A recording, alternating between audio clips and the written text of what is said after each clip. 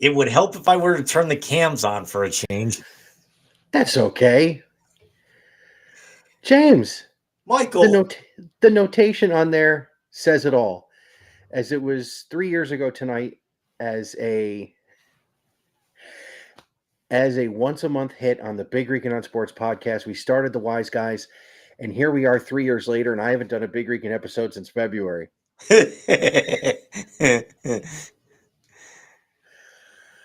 How are you tonight, sir? Oh, sorry we went we started a little late for you guys. Don't worry, nobody's listening anyway. Uh but was tweaking a couple of last minute things. It's figure we watch a couple of minutes of the Cavs in the background. Michael, does Jobu need a refill? Is that what I was seeing? What it's Celsius, so if I have a refill, I won't sleep tonight. And after the last few nights, I need as much as I can get. So Yeah, no, Jobu does not need a refill. I Um, chugged mine a little too fast, so I'm actually going to top off here in a second. But it's I'll step nice. out for 30 seconds. But uh, good night, good weekend. It's we're gonna come at you guys with a little bit of fun tonight. It's not gonna be full wise ass sports network, but we're gonna have a little bit of fun tonight. We're not gonna talk a whole lot of sports tonight. No, we're not, especially on such a momentous occasion. I mean, is what started as me begging you for what 6 months Easily, to yeah. start as a one-off on Big Rican, and then we get to, hey Jim, let's do this once a month. And now we're 3 years later. We are a steam engine chugging towards episode 100. For anybody who's been with since the beginning, you'll notice what's on my head, which the first episode of the Wise Guys was the What's in the Box episode when What's in Jim the gave me my box? when Jim gave me my hat. I'm actually wearing the same shirt I wore that night, so because I don't throw anything away. Oh, fuck. Um, but it's been an amazing 3 years. And listen, man, we're going to do this thing till the wheels fall off, whether it's a wheelchair we're in or in general.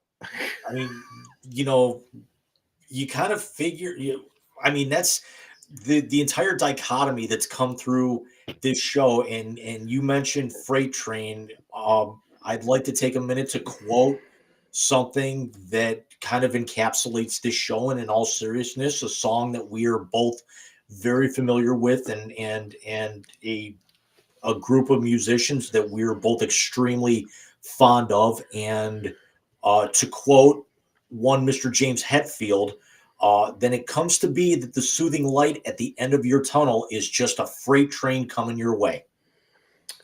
Well done. Very well done.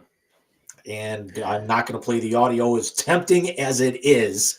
We don't To we get the don't need a copyright copyright straight from strike Metallica, but because God knows they're going to get us. Um, so Jim, we do have some stuff to get to, and I got to tell you, I think everyone will be happy with the changes you've made with certain things that are coming out tonight. So what do you say we hop right to it? Let's get into the hat trick. I And hope I play the right one, because I had to, like, with Restream changing things along the side of my screen. It actually now lets me kind of intro the different segments, and you are going to see some intros to some new segments tonight. And then next week, because we're going to be off for about 10 days, we're not doing our normal Sunday show. But this show will look quite a bit different here as we lead into the end of the year. absolutely. So let's get to it. Let's get to the hat trick. Let's get this puppy moving. It's the three biggest topics in the world of sports from the last week. Get ready for the Wise Guys hat trick.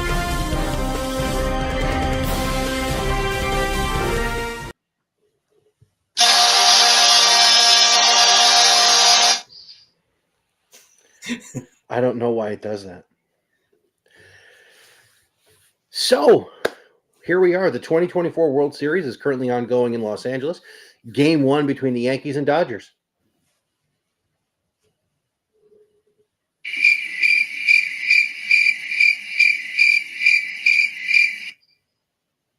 Michael, Moving on.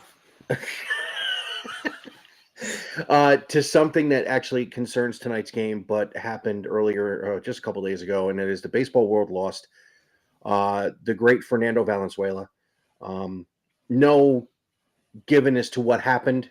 He was not well as he had stepped away from the Dodgers Spanish broadcast booth earlier this year before the postseason. Um, Look, we were young, but Fernando Mania was real. That 1981 Dodger season, which is the last time these two teams played in the World Series. Um, I mean, he could have won the MVP as well as he won the Rookie of the Year and the Cy Young in the same season. Not something we've really ever seen that much. But the iconic look to the sky as part of the windup and a legit screwball. Fernando was dominant. And growing up as a Met fan, I remember watching him pitch against the Mets and just you couldn't hit him. And if you were left-handed, fucking forget it. It always seems like that was, and this will be some of the only talk I have in this first segment tonight. But you always notice that it was always the Dodgers that had those young rookie pitchers that came out of nowhere and took the entire nation by storm. It was Fernando Mania. Then it turned into Hidomo mania. And then it was Kershaw mania. They've over the last 30 years, I mean, realistically through our lifetime, you can't name another team that really has done that. No, the only other team that's had young pitching that's been hyped like that has been the Mets. With Doc Gooden coming in 1984, you had what they called Generation K, which turned into Generation Tommy John in Pulsifer Isringhausen and Paul Wilson. And then you get what I lovingly called the Four Horsemen 9 years ago in that run to the World Series with Harvey, DeGrom, Syndergaard, Steven Matz, and of course, Zach Wheeler turns out to be the best one out of all five of them. Well, the healthiest one out of all five of them. We'll say that with DeGrom coming off a second Tommy John. But something I don't know if you remember, Jim, but it was the night ESPN broadcast back-to-back no-hitters when Dave Stewart threw a no-hitter against Toronto in the early game. And, of course, as Chris Berman used to say, the nightcap from the Hotel California, Fernando throws a no-hitter against the St. Louis Cardinals for his only career no-hitter. So for Fernando, I mean, baseball's gotten hit this year. Pete Rose, Willie Mays, Fernando Valenzuela. We've lost some giants in baseball this year. We have. And I'll tell you what. Fuck the World Series. Moving on.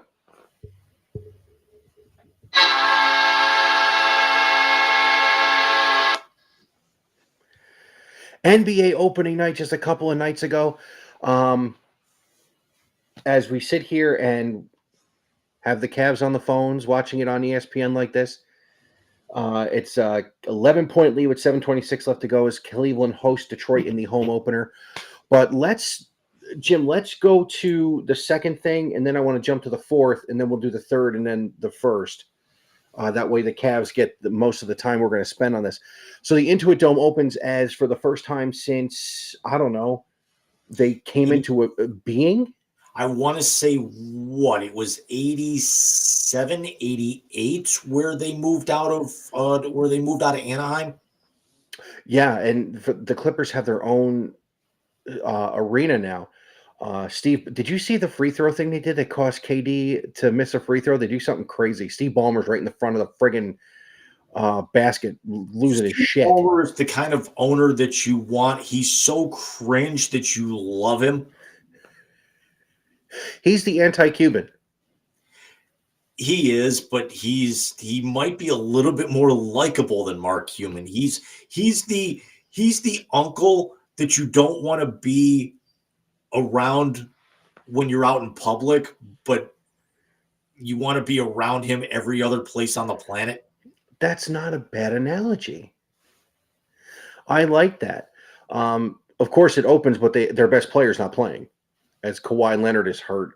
Is Harden still there, or is he somewhere else? Harden was there. Harden was in postseason form and choked the game away. Oh, so nothing new. Right. Okay. let's go to that fourth thing on there. Are the Warriors back? Granted, they beat Portland in their opener, but it was the largest margin on opening night, and they beat Portland in Portland. So a 36-point road win on opening night, especially after losing a Hall of Famer. That's crazy. I got to give Steve Kerr credit. I don't know if you saw this part of it, but he actually had a 12-man rotation the other night. Yes. If you take Draymond out of it, as much as they've broken our hearts as Cavs fans, have we now gotten to the point where you almost kind of start to respect the Warriors a little bit because of how great Curry is and really that you have to put Steve Kerr's name in there amongst the all-time greatest coaches in the league?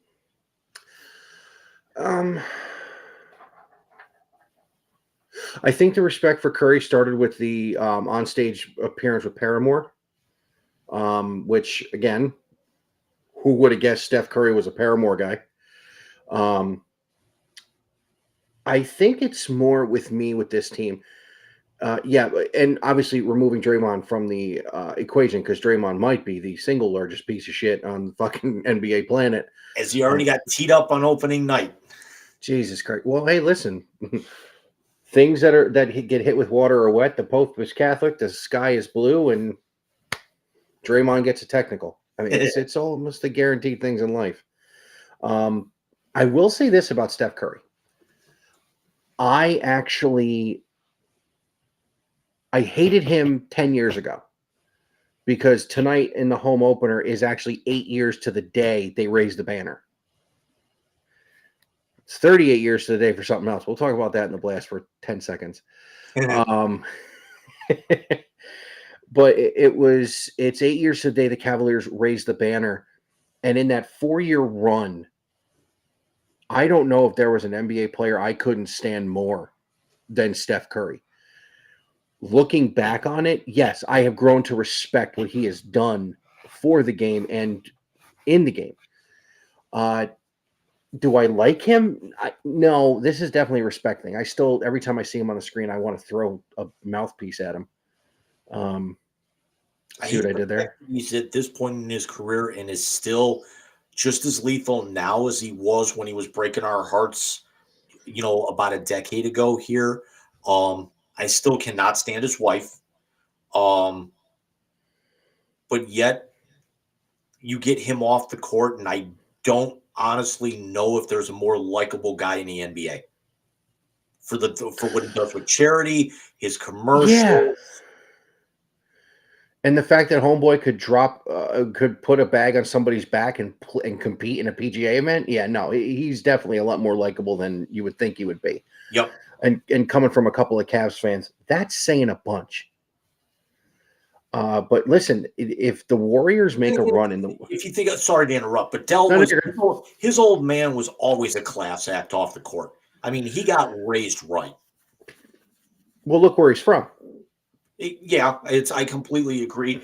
I mean, realistically, the only thing off the court that he did that nobody likes were those god-awful nurse shoes that he tried to roll out. I don't think nurses would be caught dead in those. They couldn't afford them on their salaries. Listen, man, you're telling me. And they're Under Armour. It's not like it's Nike or somebody. But I give them credit there too, for taking Under Armour to the next level in that thing there. But Jim, we did have history. A history that we knew was going to happen. History that not only we knew was going to happen, but I think the way they did it was pretty cool. When with 4 minutes left in the second quarter, 2 nights ago, you heard the announcer at the, what do they call it now? Crypto.com arena. Oh yeah. It's at the Great Western Forum.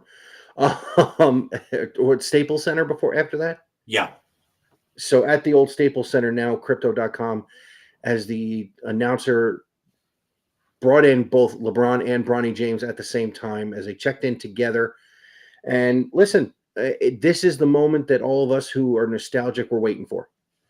from draft night on when the Lakers drafted him. Now I understand today he's basically on a two-way contract where he will be playing for both the Lakers and their G League affiliate. I think he belongs in the G League, and I'm not saying that to be disrespectful. Thank you, Captain Obvious.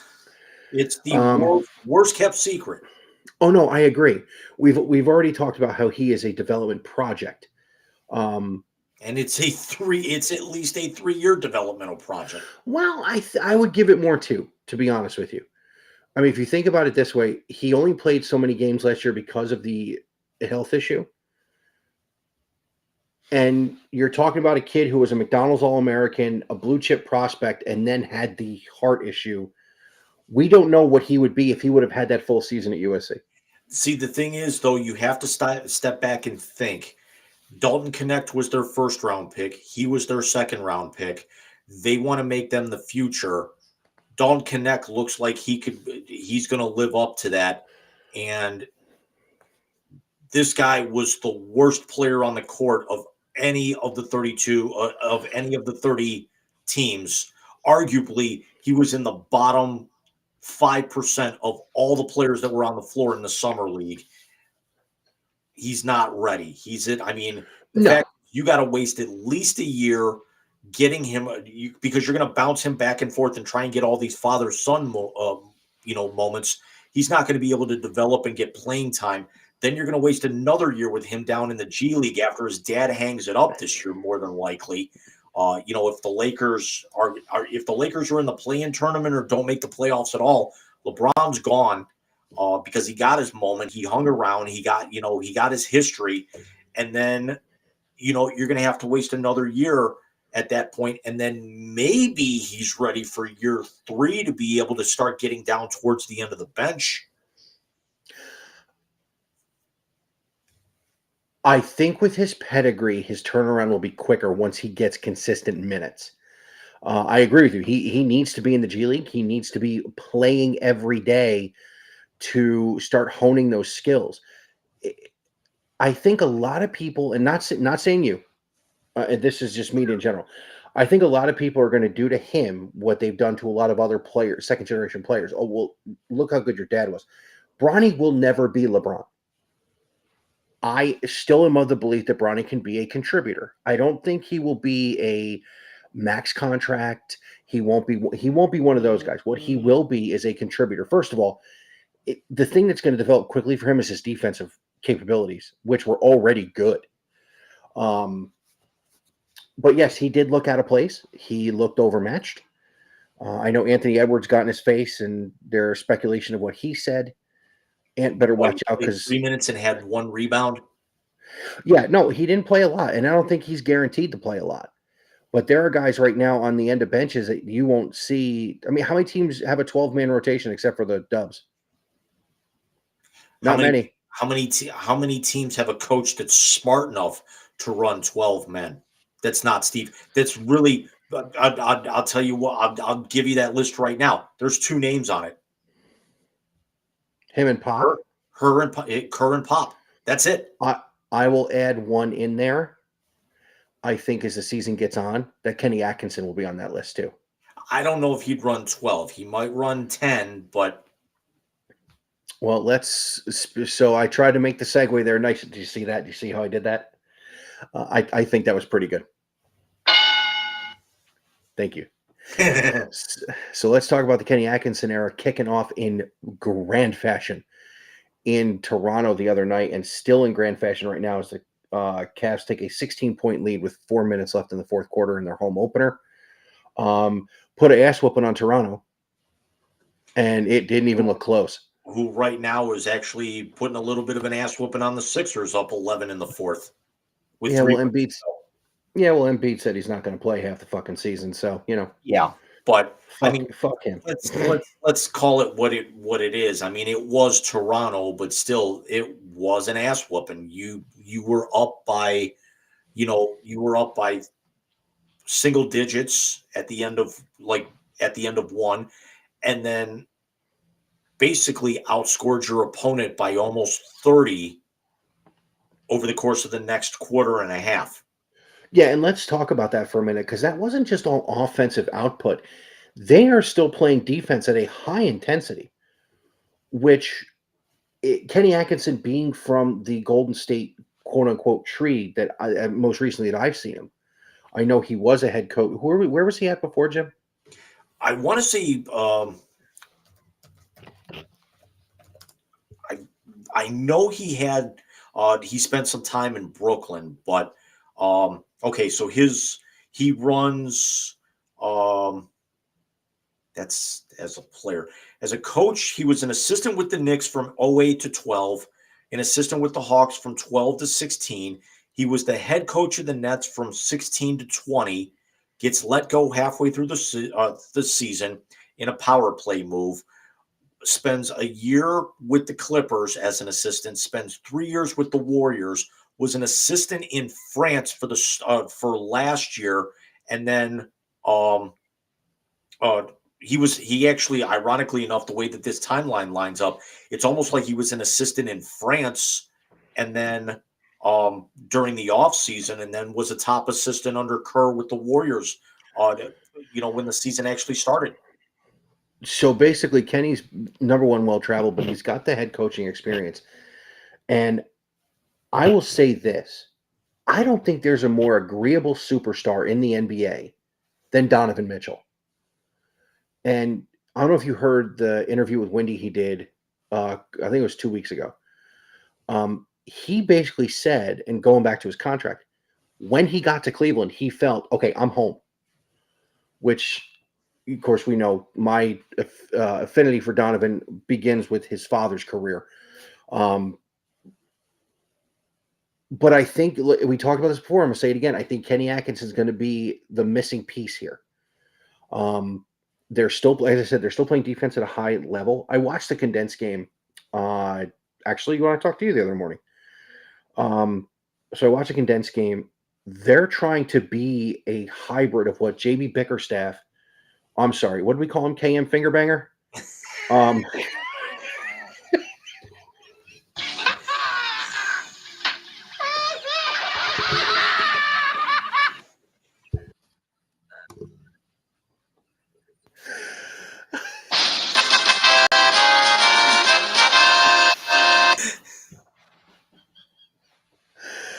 Oh my God.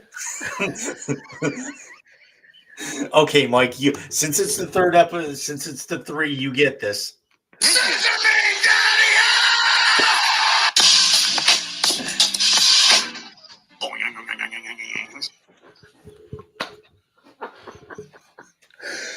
Oh my God.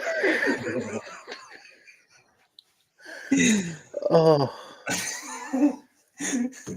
So are we now back to counting how fast the wheels fall off, like we did in the first year? At least tonight we are. The Celsius kicked in. So let's get serious for a minute. But there he goes. It's non-alcoholic. It's but seriously, let me be serious for one more second and then we can go off the rails all we want. Especially the next segment. Exactly. If Kenny can get these rotations right, which from the substitutions I've seen just on the ESPN app tonight, I like a lot of it. Especially early in the season without Max Strus and without Imani Bates, who you saw the picture of him, right? Yeah. 35 pounds of muscle. He kind of needed to, because if he didn't actually start bulking up, he was going to be the odd man left out because, quite honestly, there's a big part of me that thinks that Ty Jerome is going to see a lot more playing time this year, as well as also Jalen Tyson. I'm thinking that they're going to think big things of him as a rookie. Yeah, Tyson was the draft pick that you loved, right? Yes. Okay. Yes, I agree too. And I think what you're going to see, and I've said it before and I'll say it again, a main piece of his defensive strategy is going to be being able to bring Isaac Okoro off the bench to play the best offensive player face up. Do you see what Cade Cunningham's numbers are tonight? I did not, but I'm pulling them up now.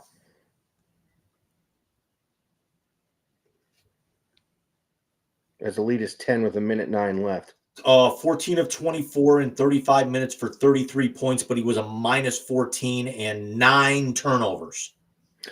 Yeah. Guess when he's in the game, who's face up on him? Right. They actually, Detroit had committed 13 turnovers tonight. There's now 27 seconds to go, and the Cavs are up 12. Cade Cunningham accounted for, I'm no mathematician, but that is well above 50% of your team's turnovers. The Cavaliers had only, that's not right. That math doesn't add up. It's saying the Cavs only had 4 turnovers tonight.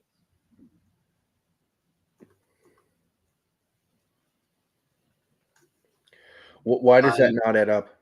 Yeah, none of this adds up. They're saying that Detroit has 13 turnovers, but 9, 10, 11, 12, 14, 15, 16, 17, 22. So Detroit had 22 turnovers. It's only saying that they had 9, that they had 13. Cunningham had 9 alone. The Cavs, 4, 5, 10, 11, 12. Real quick, just to build off something we said before. And by the way, it's gone final, 113-101. 113-101, yep. Did you notice the only player who did not play tonight was Tristan Thompson? He played 11 dudes. And again, Tristan is not what he was. This is not 10 years ago.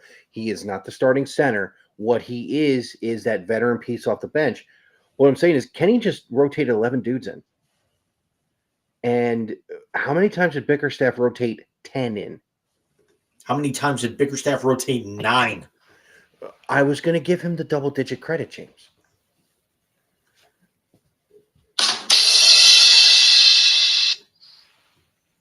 I hit the wrong one, but it still applies. Yeah.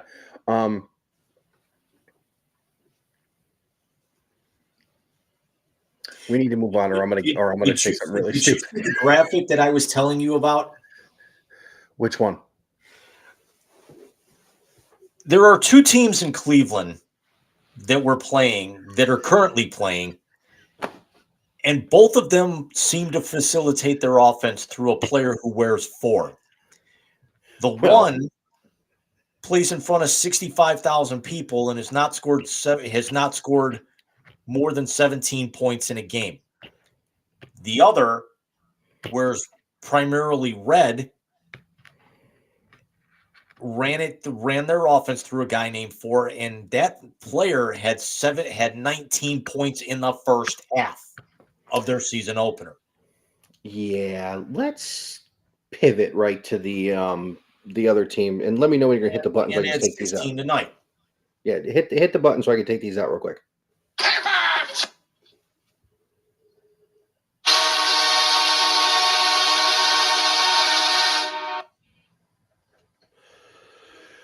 Oh boy.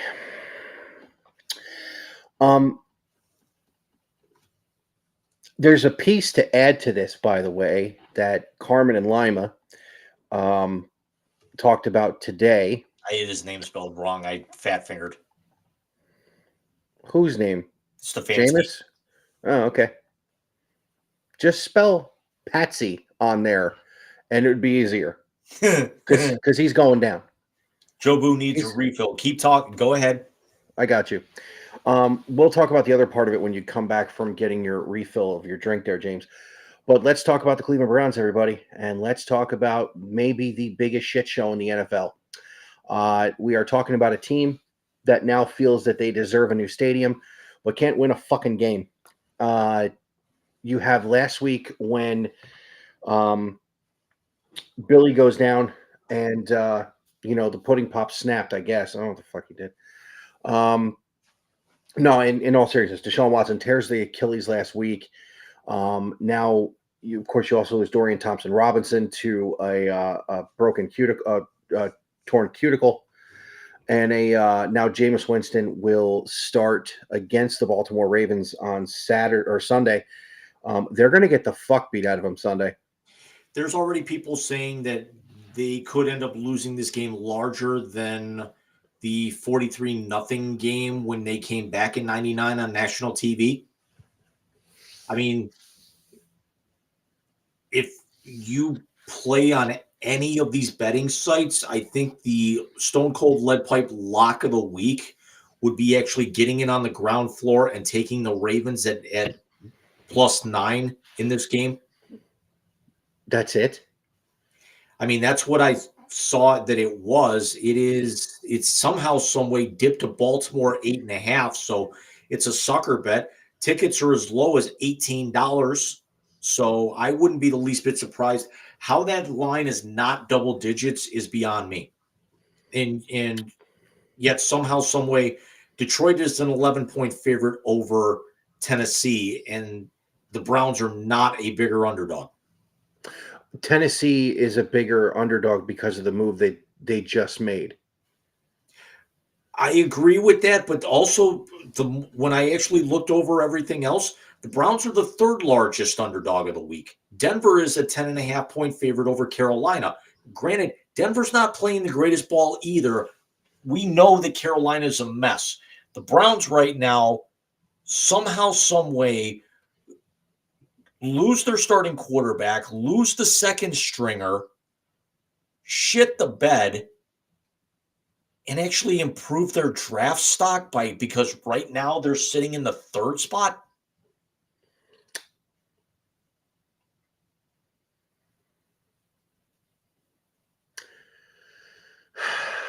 Did you happen to hear what Carmen and Lima were talking about today? That apparently the Cleveland Browns are suing the city of Cleveland. The Modell rule. Yeah.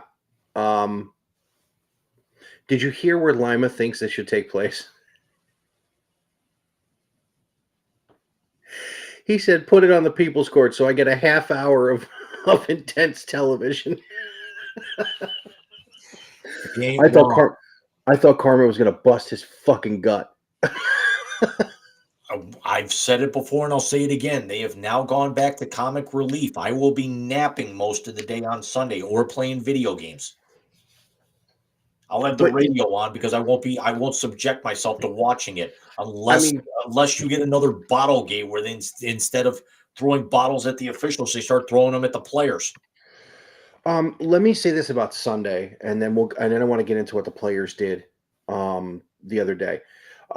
I'll be honest with you, Jim. Stefanski giving up play calling. We've been calling for that for 2 years. And now former Browns quarterback, a guy with the name on that jersey, Ken Dorsey. I've never seen him. Ruined Josh Allen last year.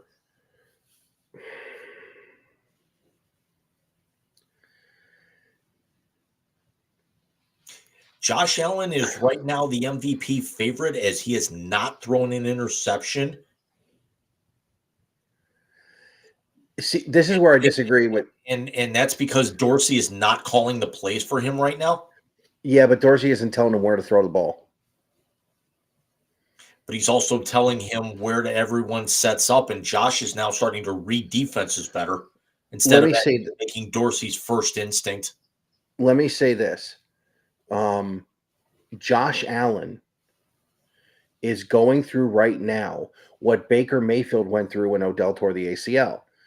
He's going through I don't have to force the ball somewhere. I can play within the offense. Look at what happened and again, you don't want anybody to get hurt. Look what happened when Odell got hurt a few years ago. The Browns offense got more efficient and got more explosive. When Josh Allen doesn't have Stephon Diggs, he's able to make the proper read instead of trying to force the ball to Diggs or his second option. He can go to his third and fourth option. Nobody's going to bitch at him. And he's throwing that well without turning the ball over as yet. Granted, yeah, they're not undefeated like Kansas City is, but they're already running away with that division, and now you add Amari Cooper into that mix. Frightening. But let's go to the players calling out the fans. So let's recap what happened last Sunday just for those who missed it, or so we can tee some stuff up for each other. It will actually be a recap because we talked about it. So we actually heard about the booing and the cheering, but we didn't get the player reaction when we went on the air with you guys on Sunday night. So basically, Jameis Winston and Myles Garrett holding the shield up for Deshaun Watson. And Myles, and Greg Newsome and Denzel Ward, several players did. but Myles and Jameis are the ones that got more of the national coverage. Let me say this. Myles Garrett, I love you to death. Go back to fucking Jurassic Park and bury your head in some more fucking sand. You literally said the words. The guy has been a model citizen most of his career. Hate to break it to you, the timeline on him being the second coming of fucking Diddy was years long. The guy's only been in the league 6 years. I don't want to make this comparison, but I can't think of a different one to make. And I'm sorry, I'm just going to have to play the clip. You know what he sounds like? Quite frankly, I'm a worthless fucking fat ass who shits his pants. He sounds like one of those supporters that were calling him out and have now basically bent the knee and kissed the ring. You mean his vice president? Anyway, it boggles the mind. Now let's talk about just the Cleveland Browns in general, pre-Deshaun, post-Deshaun. Pre-Deshaun, one of your largest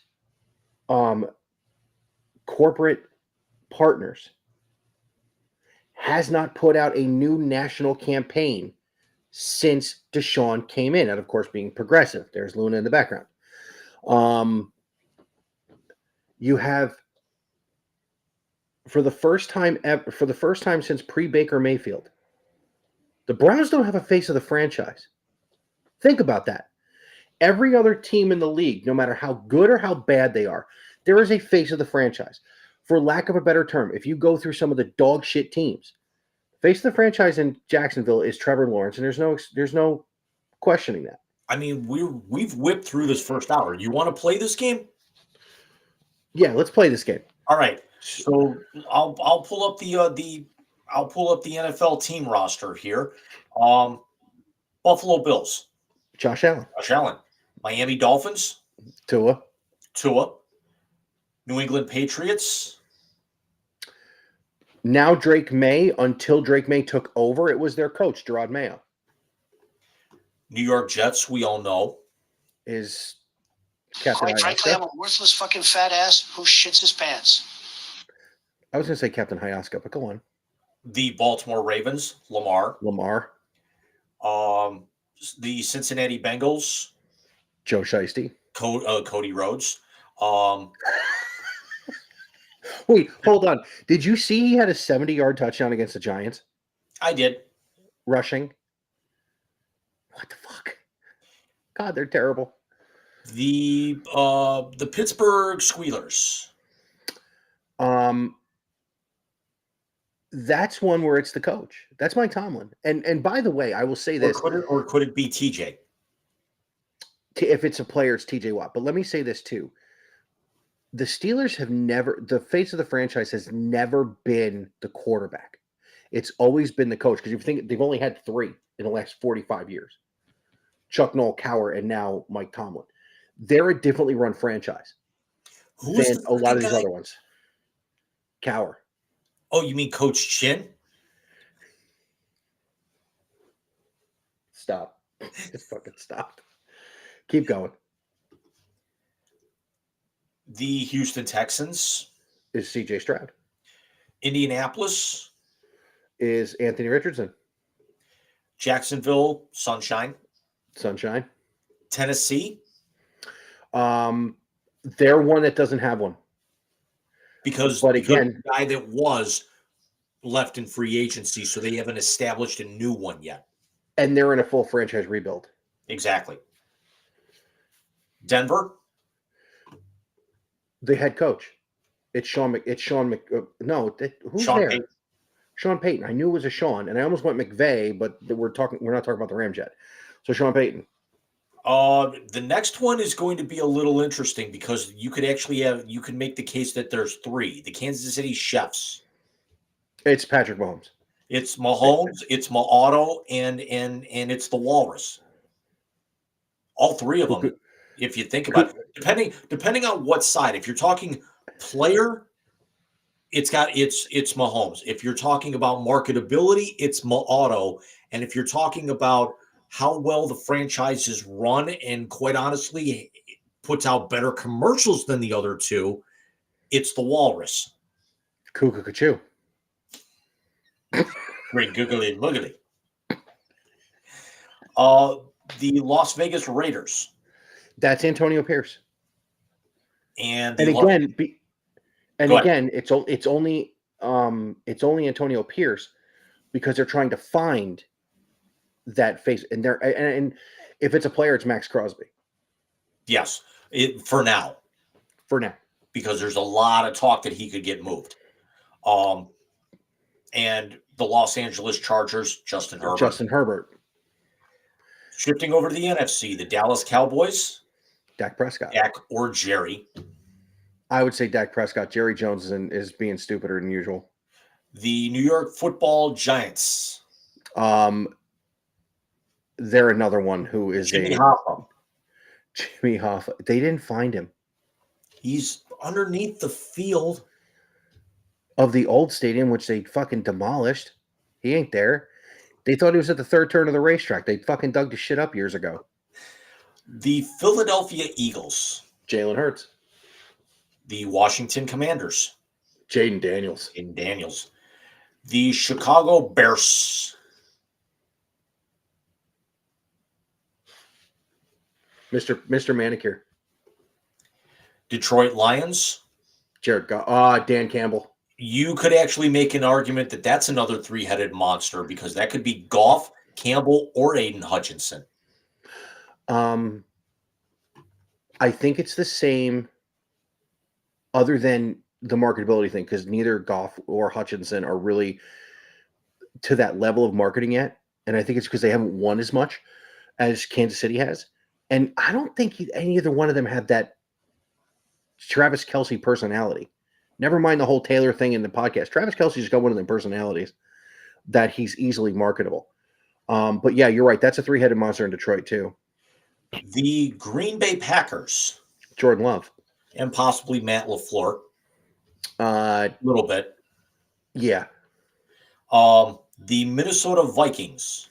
Brings me joy to my heart to say the words. Sam Darnold. They had a legitimate gripe against my Rams last night. Oh, they did. That was a bullshit call. Although I could also see and I didn't watch it, but I actually did see it. I could see the idea that the official being out of position, it looked like from a certain angle that he got more shoulder pad than face mask. I agree, but there should be, especially calls in the end zone and in safeties, they need to be reviewed as well. I thought that any scoring play got reviewed. See, that's just it. But they don't call the penalty if there's an issue with it. Right. What they need to add that into the rules, because if you figure they did that, we're talking about a Browns run to a Super Bowl a few years ago because they called a penalty in Kansas City. The Atlanta Falcons. That's interesting because right now it's Kyle Pitts, and it's a bit of a state of flux there. There's some names that are near there, but they haven't been established enough. You could make the argument for Kyle Pitts. You can make the argument for Kirk Cousins, although it's his first year there. You can make the argument for Bijan Robinson, but Bijan is very much like a Nick Chubb. He's got all the talent in the world on the field, but he's very, very soft-spoken and doesn't go out there and try to market himself publicly off of it. Very true. I will say this, however, for one of the few teams that doesn't have a face of the franchise, they probably have the best fucking plan out of any of them. Having their franchise quarterback in the stable already, in Michael Penix. So the Atlanta's one that doesn't really have a clear-cut one, but they have a better plan than most that don't have a clear-cut one. The New Orleans Saints. They're another one. Doesn't have shit. I know. Derek Carr. Make an argument for Alvin Kamara. Only because he's been there the longest. But if you're going to talk about the way they're playing right now, it's Derek Carr. This one, self-explanatory. The Tampa Bay Buccaneers. I should have grabbed the pop when I was in the other room. Did you want to say it with me? Baker Mayfield. And to a point, Mike Evans, because he's another one. Phenomenal stats on the field, doesn't really market himself off the field. But it brings joy to my heart that we're talking about how shit the Browns are and Baker Mayfield's the face of another franchise. I'm not going to answer this one because we know the answer. I'm going to play more of a sound effect. The Arizona Cardinals.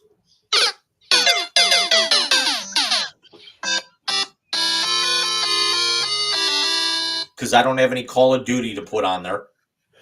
Oh, my God. The Los Angeles Rams. Arguably, it's Sean McVay. It is Sean McVay. They've gotten very old. Cooper Kupp could be traded as early as this week. Let me say this. It's Sean McVay with a side order of Puka Nacua. Who just came back off of injured reserve. Yeah, because, again, Kupp possibly being moved. Matt Stafford's only got a year, maybe 2 left in him. Yeah. The San Francisco 49ers. Another 3-headed monster. CMC, Brock Purdy, and Nick Bosa. And lastly, the Seattle Seahawks. DK Metcalf. Who is not a pancake-eating motherfucker. No, he's not. But again, it's DK and Geno with a first-year head coach there. And putting my Buckeye homerism in it, maybe one day it'll be JSN. But with the Cleveland Browns, you can make the argument that they do have 2 faces of the franchise, but neither one of them, they're in a huge state of flux, and that's Myles Garrett and Nicholas Jamal Chubb. And there's a lot of talk that Myles Garrett, could what's going on now sour him to maybe he wants out. And we actually have to see how Nicholas Jamal Chubb recovers after that injury for the rest of the year. Are they going to put him on a pitch count? Are they going to let him run wild? Is he going to be back here next year? Is he going to be to the Browns what Shane Bieber is to the Guardians, coming off a massive injury? And you got a team loaded with talent, but he still wants to actually test the market and go elsewhere after all that time there. I'm going to disagree with you and say that the faces of the Cleveland Browns right now are Kevin Stefanski and Andrew Berry. And it's not for good reason. Because honestly, I feel they're going to be the fall guys for all of this. They are. And one of them is going to write a tell-all, and you're going to find out that you and I were correct the entire time, that the Deshaun Watson move was Jimmy Haslam run amok. Could this actually be the anti-coquiness to where we actually get the story when they get walked out of the building? I think it will take some time. And I'm actually not saying that to try and get the Marshawn reaction out of here. I'm being serious with that. And could this be something where we're talking, again, not trying to go Trumpism or anything like this, or trying to go like, massive scandal? Could we see something fall apart and then see all the skeletons start, falling out of the closet in droves afterwards? You will, but it won't be right away. This will be something, because you got to figure it this way. Stripping away all opinion on stuff, Kevin Stefanski is still a very good football coach. He's going to get a job after this. It will be a coordinator job, but somebody's going to want to hire him.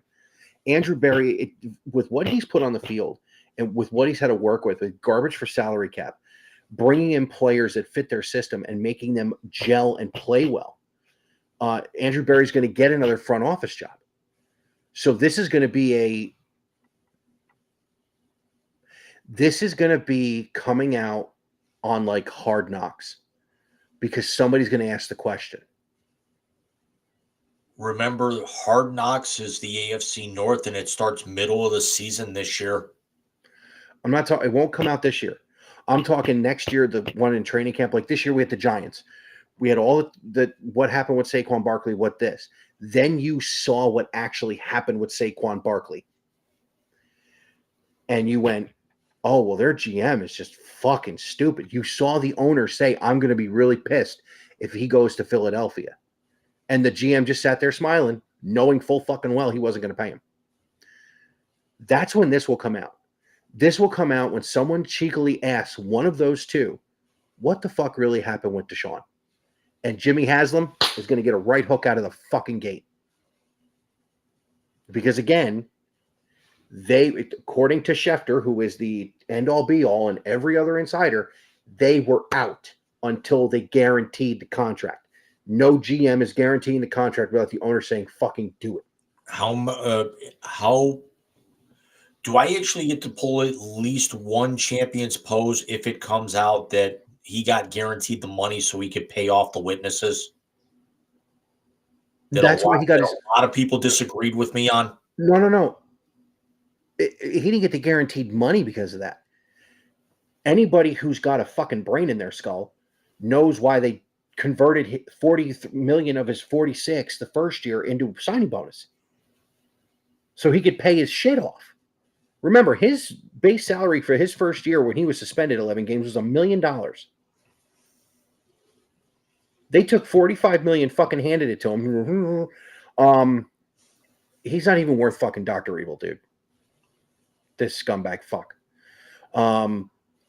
They handed him 45 million to pay people off. And that was part of the deal. So he's going to walk away with $250 million. He's not going to have won more than 3 games in a season. And for the 9th or 10th time in 25 years, this franchise, which still draws better than the 2 that have actually fucking won something in the last 25 years, is going through its 9th or 10th franchise reset. All because the owner wanted a new toy. Can we call this actually a reset when the fact that they only had 2 playoff appearances in 5 years since this regime got there? Is it really? I'm a firm believer, like I said a couple of weeks ago with the whole stadium thing, I'm a firm believer that the stadium should be out in the suburbs. Our IT guy from work came in today. He's a season ticket holder. He goes to every game. He completely agreed that he actually said it did seem like a few bad apples that booed when he got hurt last week, but they booed him out of the building during the pregame interruptions that I showed you on Twitter last week, or Threads, or wherever I sent you that video, the guy sitting in the 200s. But I'm a firm I kind of lost my train of thought there, but I'm a firm proponent of that, yeah, he has played his last game here, and they're going to figure out some way to actually end this thing. But I'm also a firm proponent, and this is actually now I remember what I was going to get at. I can't really call it a rebuild unless you've got at least you've got between 2 and 4 consecutive years of advanced growth, or at the very least playoff appearances each of those years. So Baker comes in, they miss the playoffs, they get knocked out in the second or third last week of the season. They make the playoffs in the second year. They take a dramatic step back in the third year. They get right on the door in the fourth year, and then make the playoffs with all the injuries last year with your quarterback out. That's not sustained success because of all the changeover you did with the head coaching. So you can't really call that that the franchise has turned the corner because you haven't established yourself long enough to do so. Which is why I use the term reset. Think about it in terms of video games, okay? When you were playing on the Nintendo and you hit that reset button, what'd you do? Well, that didn't look good. You all right? It's my elbow. Sometimes if I sit for long periods of time or something, it's like sometimes you just got to punch out your elbows and unlock them. Mine used to do that after throwing a curveball a bunch. I'd sleep like this and I have to pop it to even move it in the morning. Yeah. Off track. But that's why I say the word reset. Because when you hit the reset on the Nintendo, when we were kids, it started everything all over from scratch. You didn't go back to World 3, 4, where you were kicking ass and taking names on Mario. You hit reset and you started from 1-1. And unfortunately, for the 7th or maybe 9th or 10th time, since 1999, you are talking about a franchise reset. And it's going to come at the expense of the best coach and GM since Marty and Ernie in the 80s. And Jim, new stadium or not, I think they need a new owner. He has now drafted Johnny Manziel. He did that. He has let a good GM hire a trash coach and then fired them both to bring in this GM and coach, which now you're talking about the years with these two guys. Well, let's talk about that real quick, and then we're getting on the hour. First year with competent head coaching and no turnover, they get to the playoffs with Baker Mayfield. The next year with an injured quarterback, as you said, they are knocked out third to last week of the season. And that was that Christmas Eve game, which, by the way, again, 3 blown calls that turned that game right around. Baker throwing the picks or not. 3 DPI calls that should have been done were not done. They flipped that game on its ear. And that's just a fact. That's not me billowing for my guy. That's what happened. Then you go into year one with Billy, and you don't have him for the first 11 weeks, and you still are competitive. And let's also keep in mind that following year, that's when you took the step back, because that's when you acquiesced to Baker to give him Freddie Kitchens, and that thing blew up like there's no tomorrow. That's right, and that was a bad coaching hire. I get why John Dorsey did it. You tried to catch lightning in a bottle where you had such great synergy between the quarterback and the OC. Buddy boy. Yeah. But, I mean, you get why he did it. Yeah. You get the sentiment behind it. Did it work? No, but sometimes they don't work, which brought us to where we were at, bringing in Andrew Berry and Kevin Stefanski, where we now have a 2-time coach of the year who has led Baker Mayfield and Joe Flacco to the playoffs. But now we are sitting here where every single major insider on the NFL is saying the same thing. They need to just cut bait and reset this whole thing. Because of the cap hits, that's all they're going to be able to do. They're going to be drafting in the top 5. Can we actually list our slogans for the year, because we started to last week? Let's do that. So we had sewers for yours. Let me pull the thread up. Where you told me I needed a CAT scan. Yeah. We had fail for Gabriel. Okay. We had sewers for Ewers, even though somebody actually said that Ewers played like he was in the sewers last Saturday. Yep. Fall on the sword for Ward, which I've seen several mock drafts saying that they take Cam Ward, which I would not have a problem with. I do. What the heck? Tank for Beck.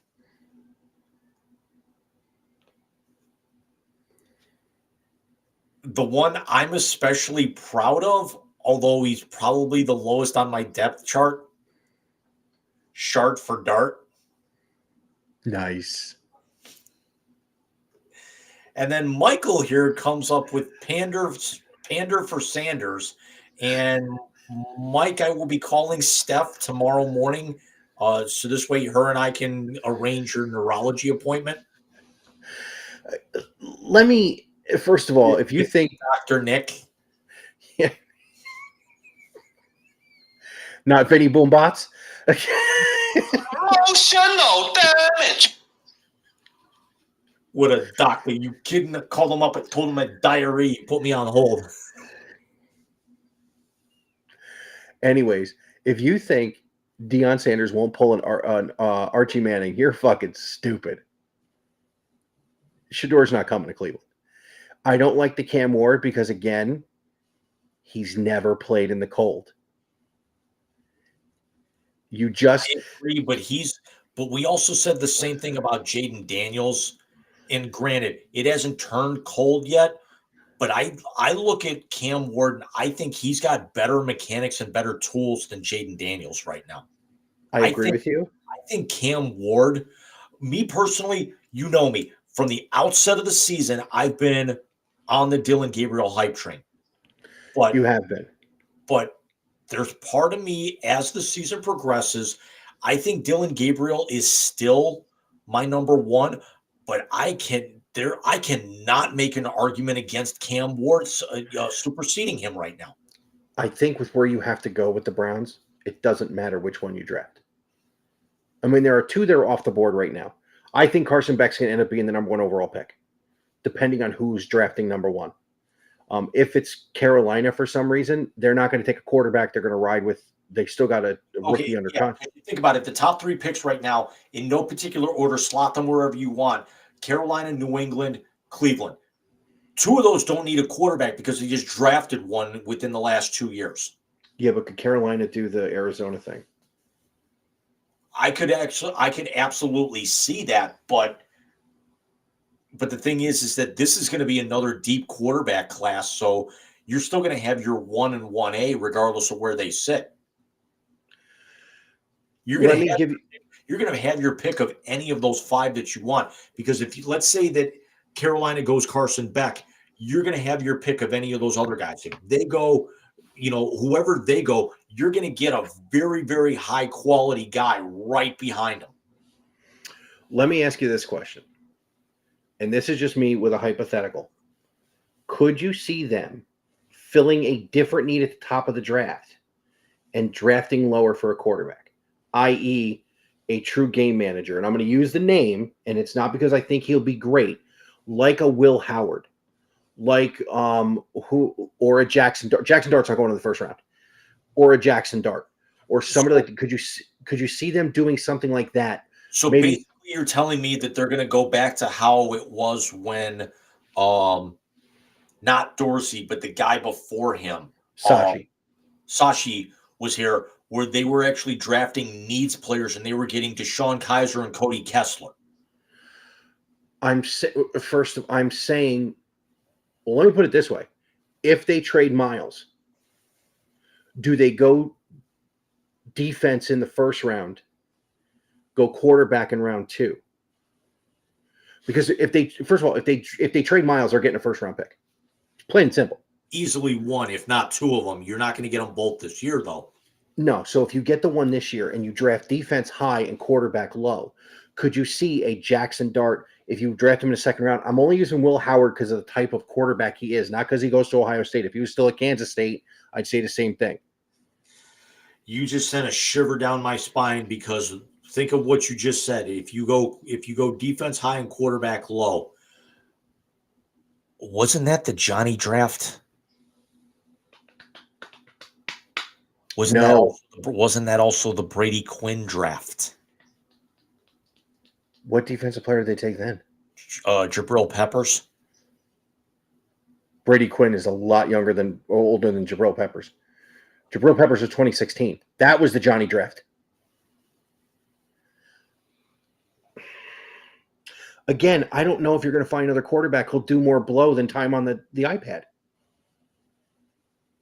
I just think if you don't go quarterback high at that point with the talent that's going to be out there, because think about it, whenever they've actually gone quarterback, it's always been at the back end of the round. And that's how you end up with Brady Quinn, Brandon Weedon, Seneca Wallace. Well, Seneca Wallace was a free agent. I know. That's where you end up getting guys that get trapped under flags on opening day. It's they've never really, notice since they've been back, they've had high draft picks, but they've never gone. The last time that they were in this position was Baker's year, where they had both the Joshes and Sam Darnold. They did. And I'm going to say this again. I've said to you before. And if you think about it, Josh is the only one that actually really worked out with that scenario, because everybody else got thrown into chaos. And now 2 of those guys have resurrected their careers, but it took 2 other teams and 5 years to advance. Yeah. And I will say this, due respect to your guy in Buffalo, to the guy who until last night was the front runner for the MVP in Sam Darnold, Josh Rosen, who ended up in a Cleveland uniform before he's gone. The only quarterback who mentally could have handled what was going on in Cleveland was Baker Mayfield. He had that much of a chip on his shoulder to where he could get through the turmoil and the coaching changes and learn on the fly. We learned that about Baker when he went in after being in LA for a day and winning a game with Sean McVay, who's got probably one of the most articulate offenses in the game. It depends how they build the rest of the roster. Because again, if you move on from Billy, you are at such a disadvantage. And by the way, they have to move on because he's not going to be ready for opening day anyway. You are going to be at such a disadvantage salary cap wise. You may be forced to draft low for your quarterback because you need to. They almost need to catch a Brock Purdy like lightning in the bottle. You know, you've got something there, and I hate to admit that, not at all for giving you credit, but you've got something there is because if you draft a guy that high, you're going to expect to play him right away. Well, if you don't actually store up some parts with those There's no high point. picks, your quarterback's not going to stay upright long enough to be able to get that kind of return, and he's going to be out of football in 3 years like Tim Couch. So this is what I'm saying. If you draft high and you draft O-line, which is an issue, which I think is more of a coaching issue because they lost Bill Callahan, but Jed Wills has not worked out the way they'd hoped. But again, between injury and flux on the rest of the O-line, he has not been able to develop the way they wanted to either.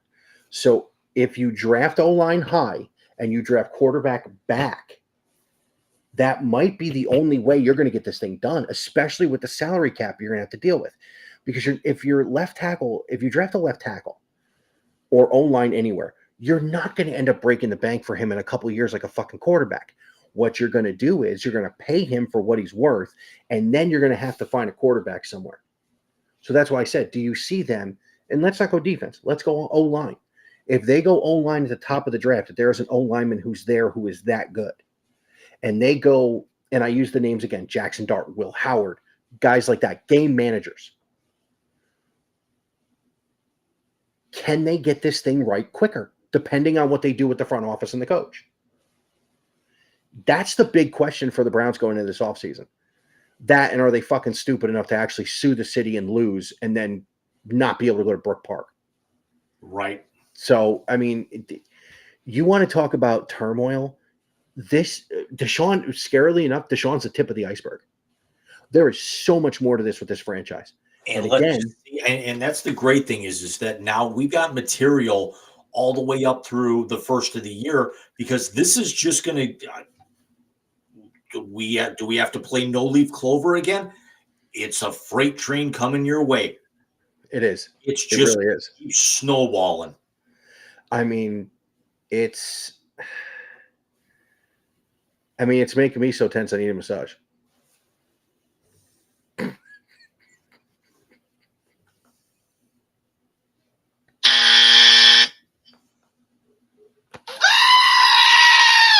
Because I knew you put them back in, you son bitch. So we're at an hour 9. What do you say we take a few minutes here, take halftime, and come back and hit the blast in the translator and send our 3-year anniversary show into the night so we can both go to bed? At least you can. Dude, I'm shot.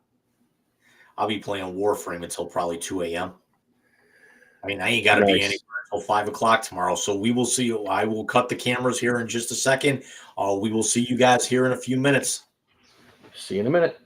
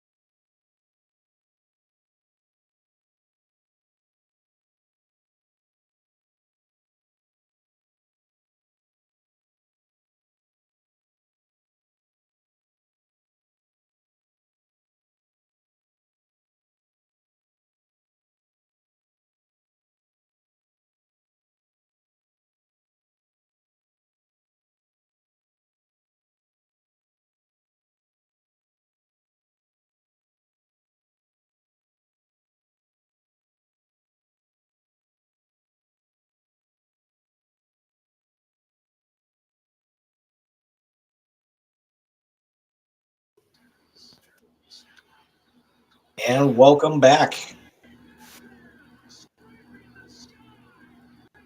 Michael, did you happen to see what I just sent you?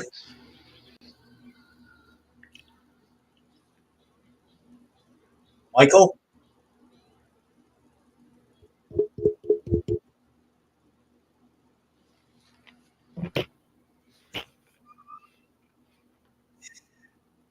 Somebody was too busy texting.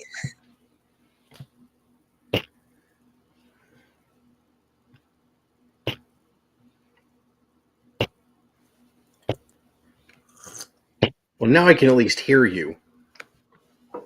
You couldn't hear me before?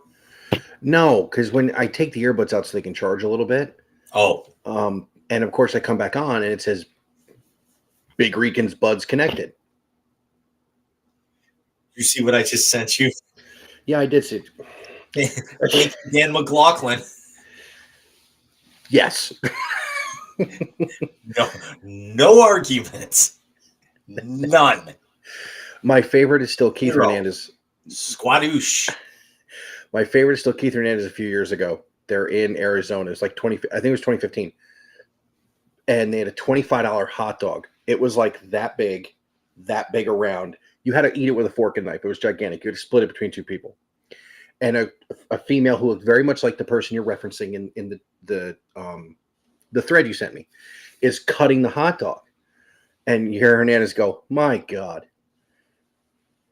And I kid you not, Gary goes, I think you sent me this way back when. How much meat do you think is in a $25 hot dog? And there's silence, and all of a sudden Hernandez goes, "I'm not talking about the hot dog."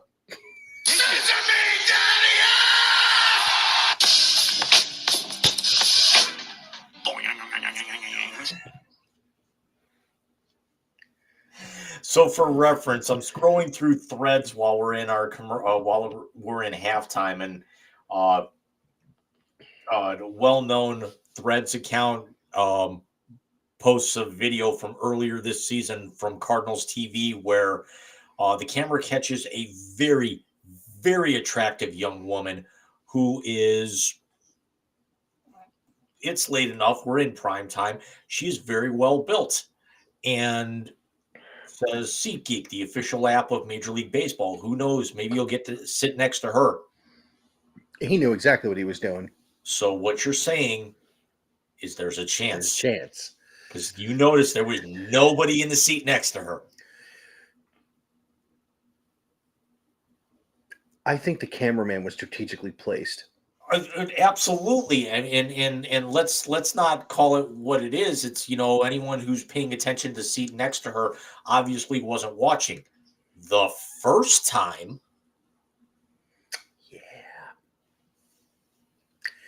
Yeah. So Jim, we have to get to the blast this evening. The video for a second. There we go. So what do you say we show everybody what you've done the last couple days?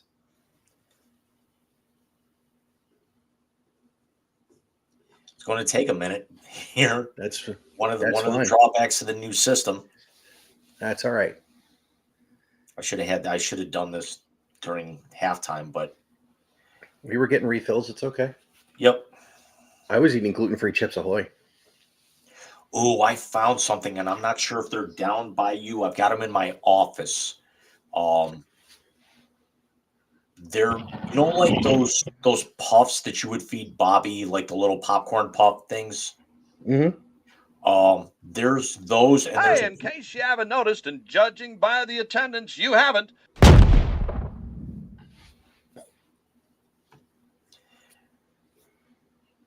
Apparently there's like 15 different flavors of these now. They taste just like popcorn. I got ones that actually tasted like French toast, and they had so much goddamn cinnamon all over them. We've had those. They have them down here. We've gotten them. They're made here in Ohio. I know. That's why we got them. We had a big bag of them from Sam's Club. They were like pop cracks or something like that, or something like that. Crack corn. Might be crack something corn. like that. And I don't care. You shut your mouth. So what we got in the blast, bud? let's start on the end. As was it Central Florida? South Or Florida. was it South Florida? University of South Florida head basketball coach Amir Abdul-Rahim lost a long battle. I think they said it was cancer. Or it was a long illness? I It don't actually remember. said that he was undergoing a medical procedure in a Tampa area hospital, and he died due to complications that arose. Again, another loss in the sports world in 2024. Young man, South Florida started an up and coming basketball program. He also, if that name sounds familiar, he is the younger brother of former NBA player Sharif Abdur-Rahim. Dude, this is tough. And to think, and this happens like literally days before their regular season. That's just terrible. I mean, they open their season on the 4th against number 21 Florida. That's 10 just days rough. out from the season, and this happens. That's terrible, man. Absolutely terrible. Let's go to South Florida was 16-2 in the American, 25-8, and were in the NCAA tournament last year. I was going to say they played in the tournament. I remember looking at brackets. I didn't fill one out last year, but I remember looking at brackets, seeing that they were there.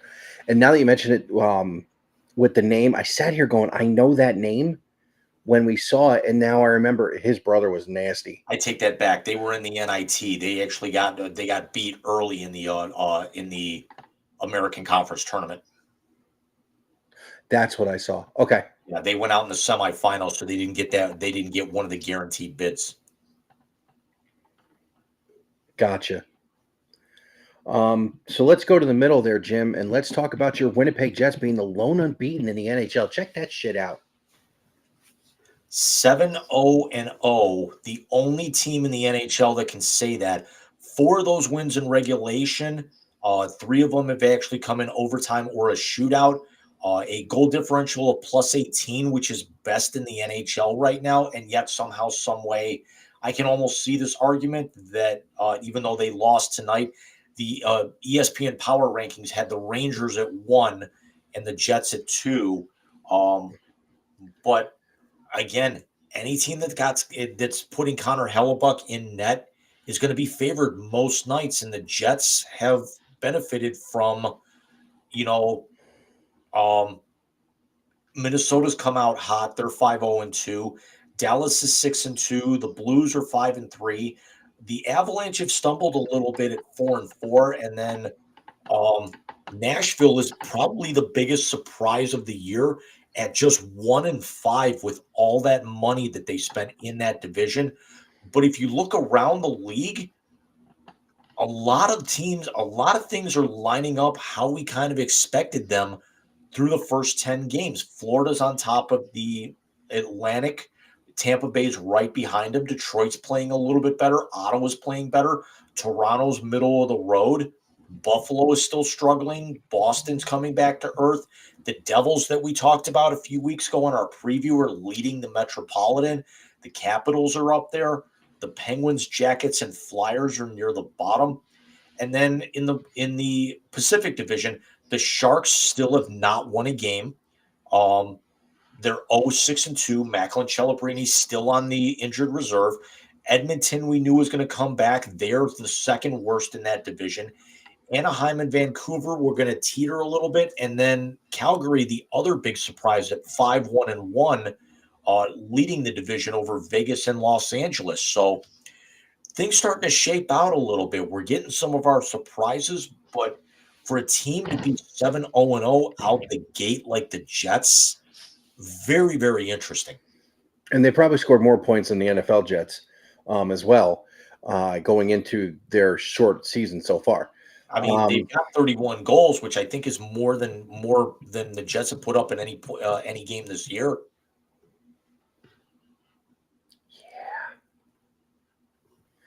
Yeah.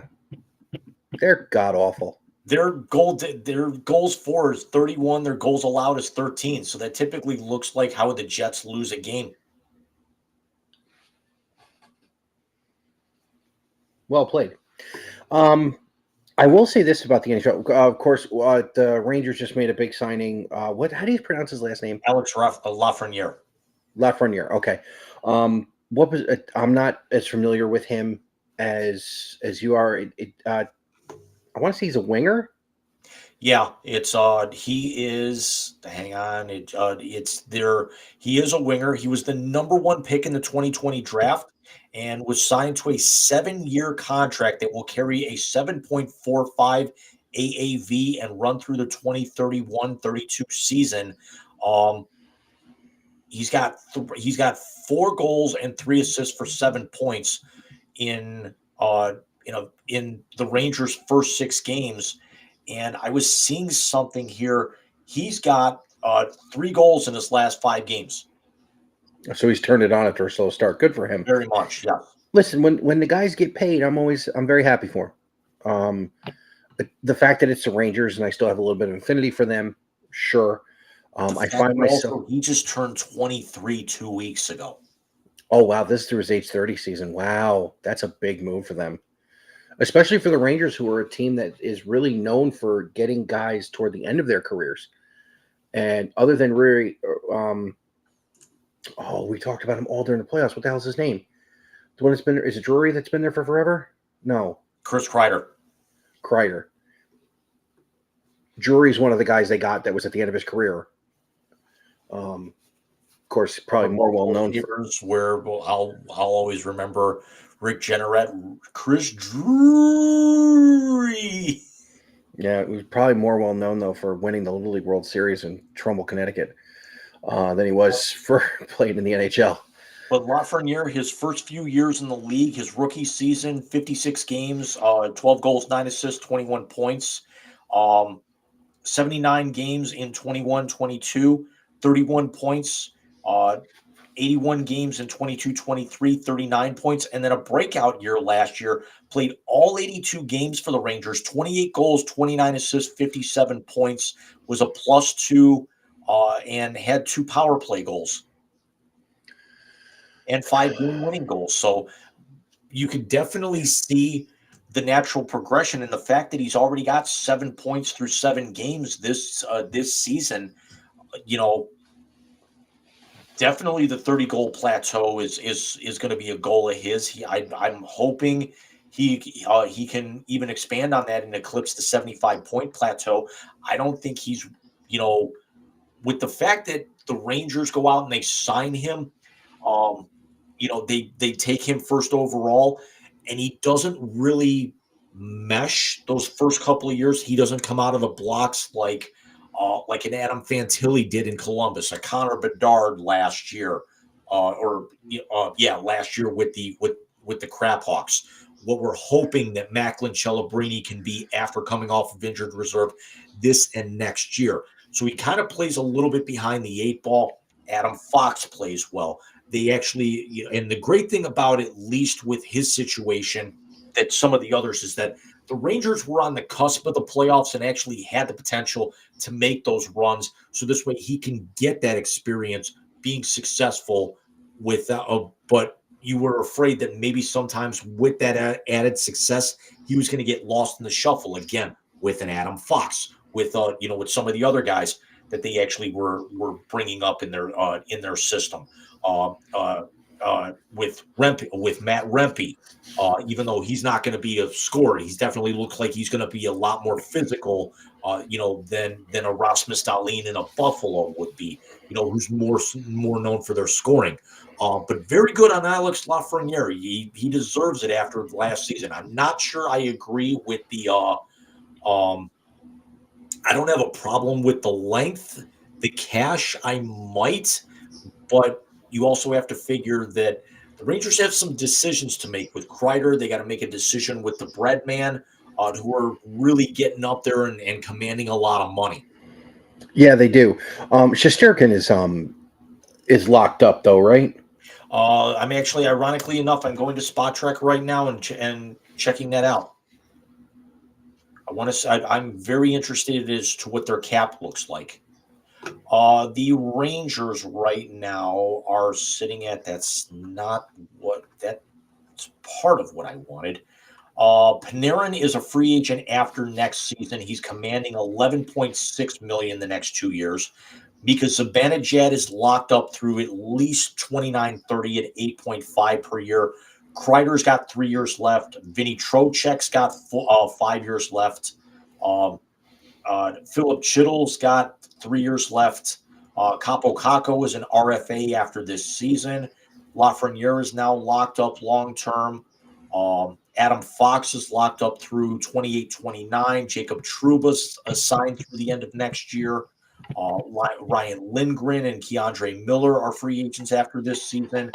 And Igor Shesterkin and Jonathan Quick are both UFAs after this year. Shesterkin's carrying a $5.6 million cap hit at age 29. So he's going to be the next one that I think that they get signed.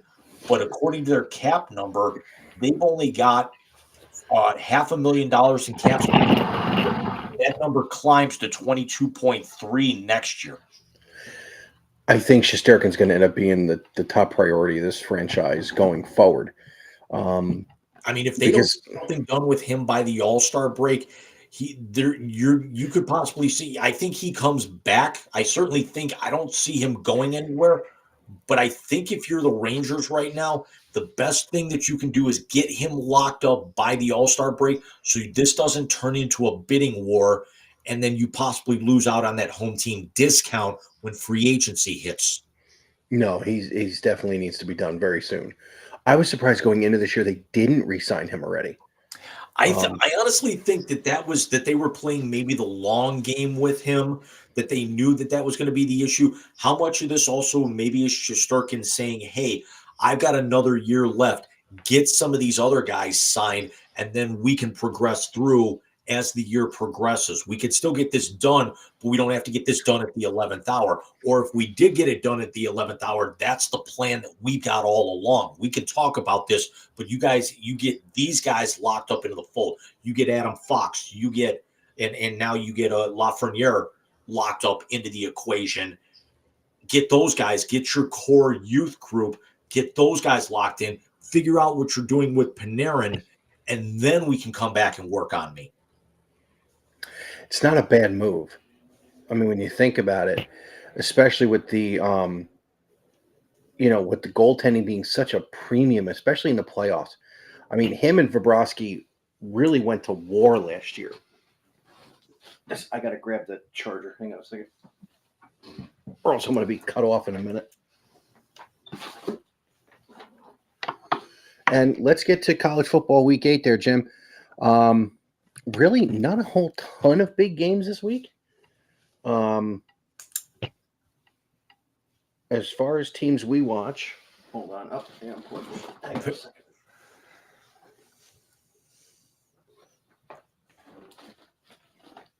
The quarterback that Jimmy Haslam will try and draft, of course, is in Columbus this week. Dylan Raiola, who's not eligible for the draft, but we know Jimmy Haslam's an idiot. Very quickly, I was scrolling through something on ESPN, and it said that the Cleveland Faithful gave J.M. Smuckerducker a quite a mixed reaction in his return to Romo Fijo tonight. I can't. I'm not going to say it. Let me put it this way. The only thing that I miss about him not being here is we can't come up with those names anymore. We only get to do it like 4 times a year instead of every night. When you cut the OTR from the first half of the show, when we talked about him, we'll think of more. We'll start a list. But so college football week 8. Not a whole ton of big games right now. I didn't know if you saw it, but Boise is losing to UNLV 10-3 right now. Boise, of course, coming in as the number 17 ranked team in the country. Oh, I get this game. I can watch the second half. Yeah, I do too. You get CBS Sports Network? On the YouTube. Okay. I think the 2 biggest games that I'm looking at right now, tomorrow, you're looking at number 12 Notre Dame at Navy, who is currently number 24. You have number 20 Illinois against number 1 Oregon, Notre Dame a 13.5 point favorite in that game which is shocking to me. on the road, nonetheless. Yeah, which doesn't make any sense to me. Penn State gets a test at Wisconsin, which we know Camp Randall's tough to play in no matter what. Something to keep in mind with that game, Luke Fickell had his best games as a coordinator and his best game as a head coach at Ohio State against Wisconsin. Because remember the lost year between Tressel and Urban when Fickell was the coach, you have that Hail Mary thrown by Braxton Miller. Do you remember who the quarterback at Wisconsin was that night? This is how long ago this was. You ready? Tommy Frazier. Russell Wilson. Tommy Frazier's in Nebraska. Russell Wilson. Wait, your boy's what got was it? It was Russell Wilson. Oh, what team were they playing? That was Wisconsin Are you against. sure it wasn't Bo Callahan? Well, no one went to his birthday party, so he We wasn't got no playing. confirmation it was Russell Wilson either. That's true. Although the $100 was still at the back of the playbook. You want to go round and round with me on this movie, dude? I think your favorite game tomorrow is going to be number 21 Mizzou at number 15 Alabama. Yeah, Can hard. Mizzou bring Bama to a 3-loss team pre-Iron Bowl? I disagree with you. I think Mizzou wins this Brady game. Cook was originally not supposed to play in this game, and then somehow, some way, was miraculously announced that he will play after spending 2 quarters in the hospital on Saturday. Yeah, well, the way Bama's been playing, he could spend 3 quarters in the hospital and still win that game. Yeah, but Alabama at home is a 15.5 point favorite, and they're out for blood. Yeah, but how much of that is Bama being people saying it's Bama? Well, This is not the, Well, let's run down the top 25 schedule here, because you'll notice that there are a few top 25 matchups, but there are a lot of very large point spreads this week. So number 4 Ohio State will open the schedule against Nebraska. Ohio State in the Horseshoe, a 25-point favorite. We talked about Notre Dame and Navy. Number 13 Indiana will host Washington in Bloomington. Indiana is a 5.5-point favorite. Oklahoma travels to number 18 Ole Miss, and Ole Miss is a 19-point favorite. We have number 20 Illinois heading to number 1 Oregon. Oregon is a 22.5-point favorite. Number 11 BYU goes on the road to Central Florida. Central Florida, miraculously enough, is only a 2.5-point favorite. We talked about Mizzou and Alabama a second ago. Number 5, Texas goes to Vanderbilt. Number 25, Vanderbilt. Texas is ranked is an 18-point favorite, and they're going to be out for blood. Miami, number 6, Miami hosts Florida State in a game that at the start of the year we thought would decide the ACC at some point. Miami is a 21-point favorite in this game. and it's not going to be that close. Penn State, number 3, Penn State goes to Camp Randall. They are only a 6.5-point favorite. The big one, I think, of all the games tomorrow is the nightcap in the SEC, and that's number 8 LSU going into College Station to face number 14 A&M, and A&M is only a 1-point favorite in this game. Yeah, that's going to be the one people are going to want to watch. I mean, I'm obviously going to pay attention at noon and filter scores. I'll be door dashing probably by then. And then the last ranked team to actually 2 more ranked games. We've got the infamous Kansas State rivalry. Kansas State coming in at number 16 in the country. This will be in Manhattan, and the Wildcats are a 10-point favorite. And then to close out the night, number 22 SMU heads to Duke to face the Blue Devils, and SMU is an 11.5-point favorite. Nice to see SMU really representing their first year in the ACC. Don't sleep on that Duke team. They're 6-1 for a reason. It's as bad as that sounds coming from me, who constantly says they're a fucking basketball school. And we thought the same thing about Pitt the other night, and they hung 33 in the first half or whatever it was. Did you see what Mr. My daddy wanted me to have full-time playing privileges did last night? I heard something about this. I started watching a few minutes of that game, and then I saw the score and I shut it off. Kyle McCord threw 5 interceptions last night, 3 of them for pick sixes. It's always something with those Pittsburgh DBs, though. It really is. They think they're all going to be on Revis Island, but they're not nearly as good as Darrell is. I will say this. With what McCord has done at Syracuse against non-good competition, and now his first good defense he's played against, should Marvin Harrison gotten more love in the Heisman Trophy race last year? Not saying he should have won it, but should he have gotten more love? In name only, I don't think in votes. Okay. Could have talked him up a little bit more, but I still don't think it would have made a difference in the end of it. No. The person who should have won the Heisman won the Heisman. I agree 100% with Jaden Daniels winning the Heisman. Now we do, but I mean, remember, there was a lot of people out there that actually thought that because of his injury, he actually would have been knocked down or second or third. But now you flash forward 6 months, and it looks like a shoo-in. Could he end up breaking the Heisman curse? Because Derrick Henry, I don't really want to think counts with that, because you're never expecting a running back to storm out of the gates like that, and naturally it's going to take a running back a little bit longer to find their footing than a quarterback would at the NFL. I think the Heisman curse is more about the quarterbacks. I mean, when's the last good quarterback that won the Heisman that's doing anything in the NFL right now? Not Tua, not Kyler.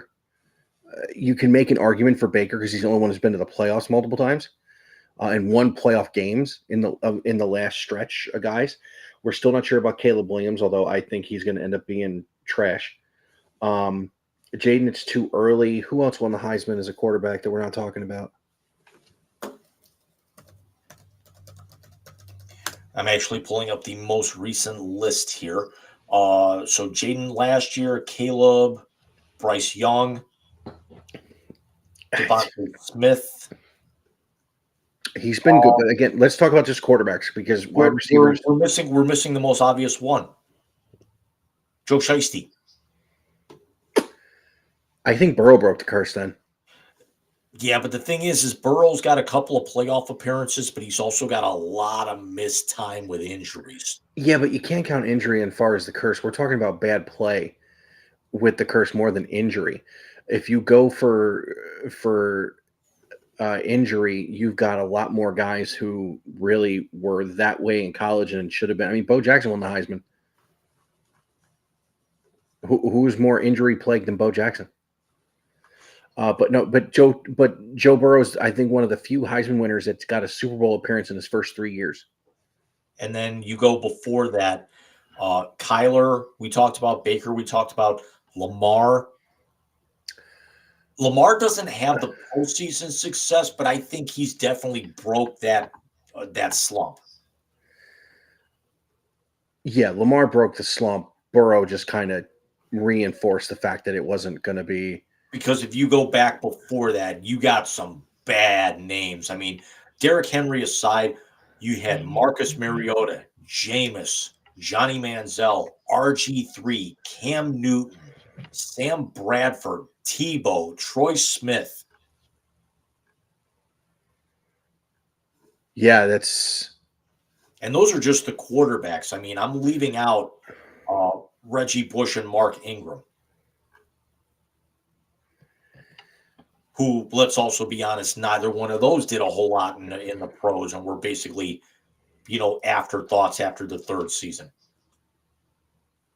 Yeah, but Bush is a Super Bowl ring as a feature back. But in all fairness, that's like saying Bernie's got a Super Bowl ring. No, he was more involved than Bernie. Well, no.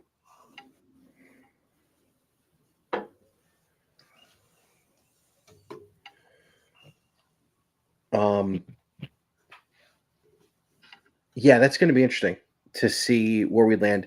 I mean, there really is no clear-cut front. Actually, the kid from Boise, there's no clear-cut front runner this year, and I think the kid from Boise is going to it's going to take him just not slowing down at all to win this thing. Ashton Genty, yeah. Yeah. But it's going to be interesting to see what he can do in the second half. As a matter of fact, I want to pull up the box score real quick before we go into band practice, even though they're only through one. Wow, he actually doesn't. He's not leading their team in rushing right now. Well, that's because Madsen's got 1 carry for 50. Yeah, Genty's got 5 carries for 12 yards, so he's averaging fewer yards now than he has at any point in the season. I think UNLV's defense is better than we give it credit for. I mean, UNLV, they're 6-1 for a reason. And it's not their douchebag quarterback who left them. Right.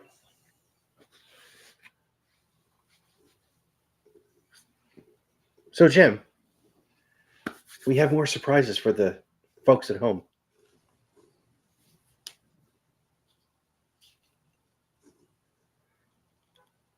Oh, shit, where is it? Did you do a Chiron for it too, or are we just doing the other thing? Oh, it's all ready to go. Oh boy, here we go. And just push the button already? No, God!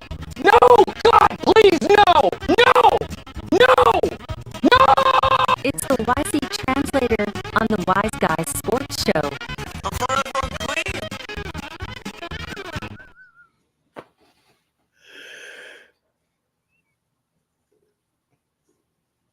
You changed it from what you sent me. Yes, I did. I told you.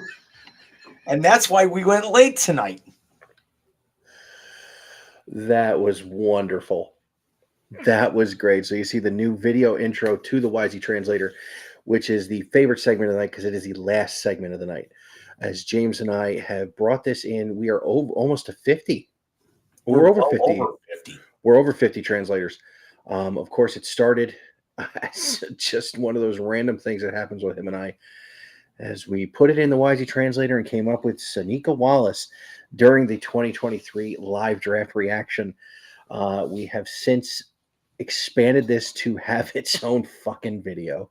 I mean, last week was a short translator because we went so long on off topic during the translator. We'll wait an extra 20 minutes on Ozzy Osbourne. It was the easiest video I think I've ever had to cut in the history of the translator because of how short it was. It was 2 minutes and 41 seconds. Yeah. I watched it. So, Jim, you tell me there's a Chiron available. Let's see what we got here.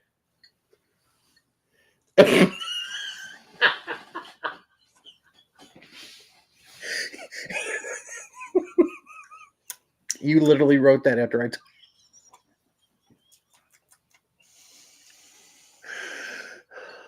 Was it a big bottle? It was a half a gallon.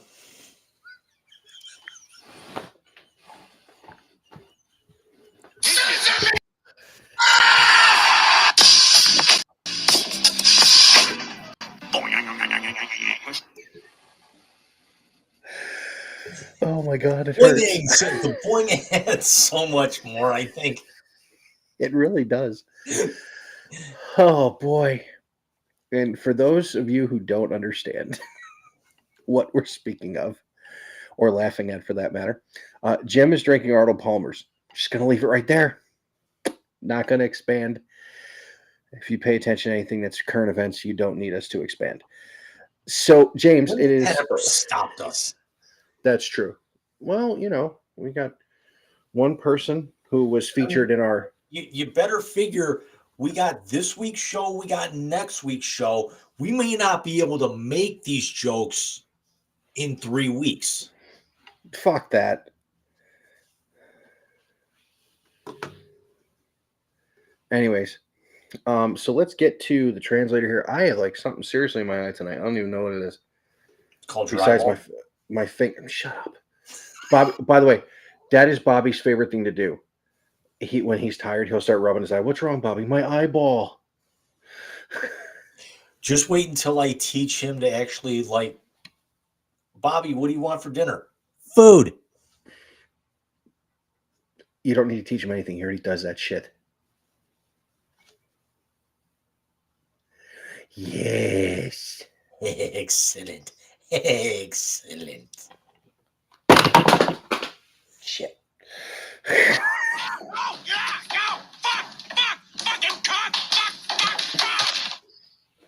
What is that from? That's Peter falling down the stairs. Oh. Ah. Remember, he did it 3-4 times in that episode. That's true. James, your first name in tonight's Wisey Translator is an oldie but goodie. And that is our since departed friend, J.S. Fingerbang.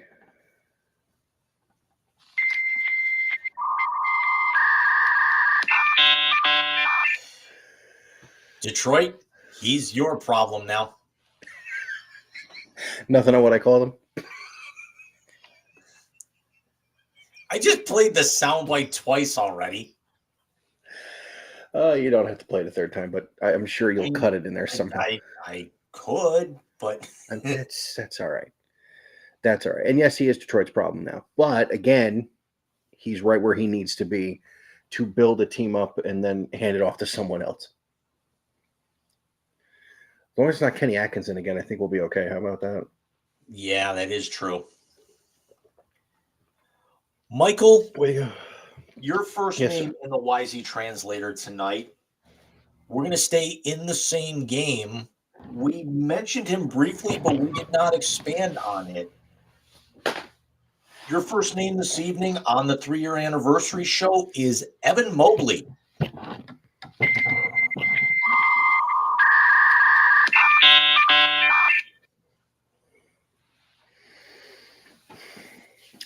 The best 4 in Cleveland, hands down.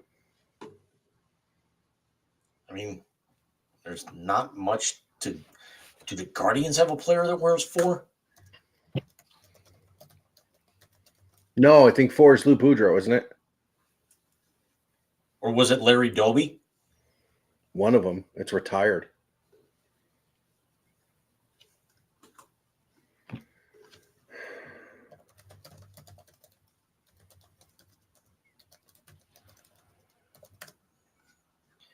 Guardians retired numbers. Earl Averill was 3. Lou Boudreau was 5. Larry Doby was 14. Mel 14. Harder, 18. Bob Feller, 19. Frank Robinson, 20. Bob Lemon, 21. Tomey was 25 and naturally 42. Roki Orr's 4.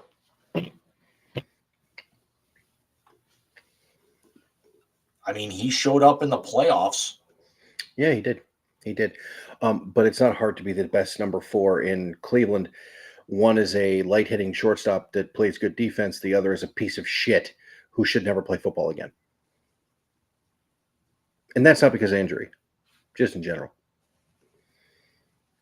James, your second name in the Wisey Translator. I'm going to go baseball on this, but it has nothing to do with going on tonight. Your second name is Jose Ramirez.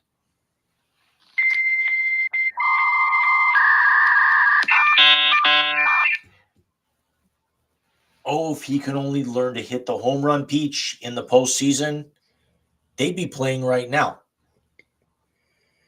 But not going to argue with the guy who wants to be here and is going to get legitimate MVP consideration, even though he's not going to be anywhere near winning it. Sounds like both guys. You're the one you took a pot shot at, and the one that is there. It sounds like both of them, to be honest with you. Well, home run pitch is actually what he tells Andre Knott every time he hits one. No, I know. I was talking more about the guy who wants to be here and MVP consideration. I think we both agree on that with the way this year went down, that you could be looking at the two guys who finished second. One shared the same infield. Who you got for me in number 2 there, bud? Mike, your last name in the YZ Translator, because we talked I was going to give you one. and then we actually went a lot longer talking about him in the previous segment that I wanted to, so it kind of stole my thunder. Your second and final name to close out the 3-year anniversary show, Steph Curry.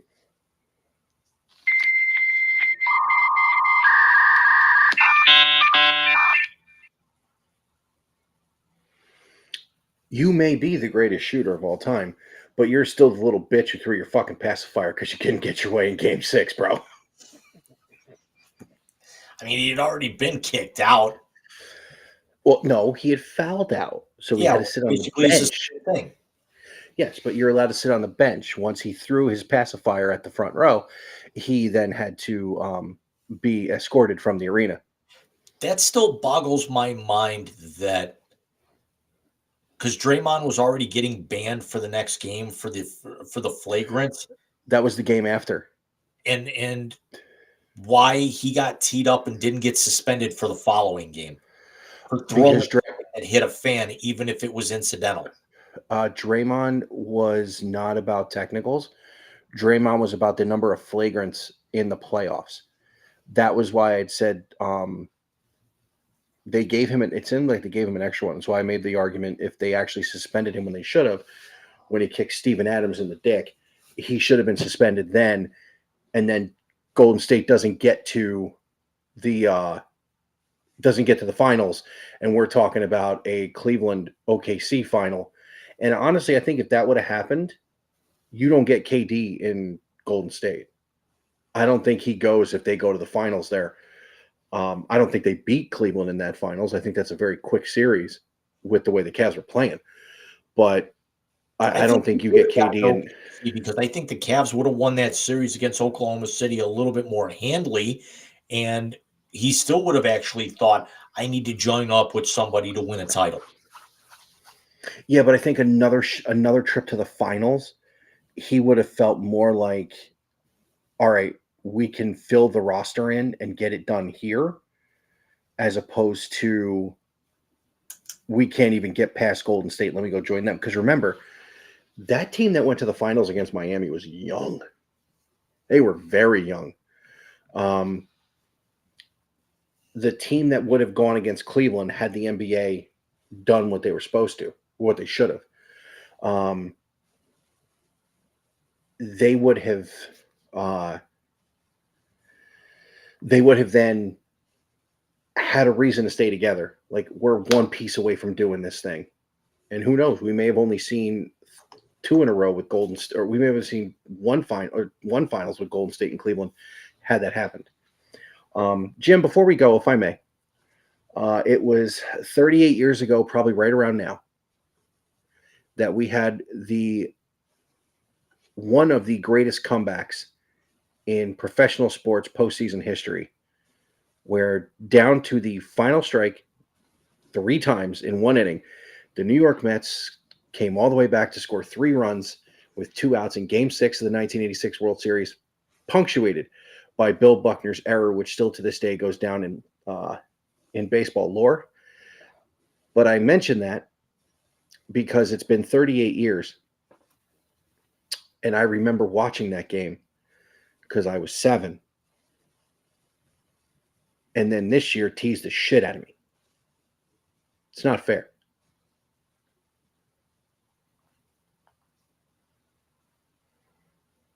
Don't blow my eardrums out. What'd you say? I was cheering for you guys because my 5th grade teacher hated me, and she was from Boston. So we railed on her that year. But I, like everybody else in America, for a period of 4 or 5 years, jumped on the Sox bandwagon, to when they were leading up to and broke the curse. And I'm still a bit of a Sox fan from afar. Yeah, I can't stand them. But they're better than their. You're telling me if you went up to Yawkey, you wouldn't want to get in the car, go to the bar, grab a beer, get your car, go with Smart Park and watch them on Yawkey Way or Fenway? I probably would. I probably would rather Although I would like to go to Fenway, so I think maybe I would do that. I don't like the Smart Park because I just, first of all, parallel parking is ridiculous anyway. But it was Captain Frickin' America. What the shit?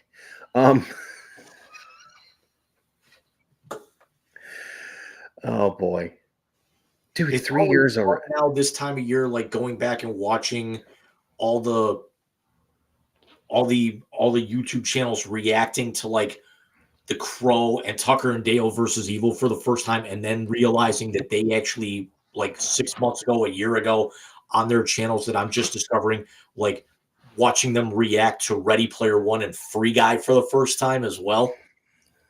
And just the cameo, that entire sequence with the, you know, with the shield and then the lightsaber and The Hulk arm. yep, just all the Easter eggs. And dude, Game over. Catchphrase. there's 3 things I love: kicking ass, TBD, third thing here, catchphrase. Oh my god. So, dude, 3 years already. It doesn't even compute. It doesn't, but this is our last show before Halloween. This is our last show of October.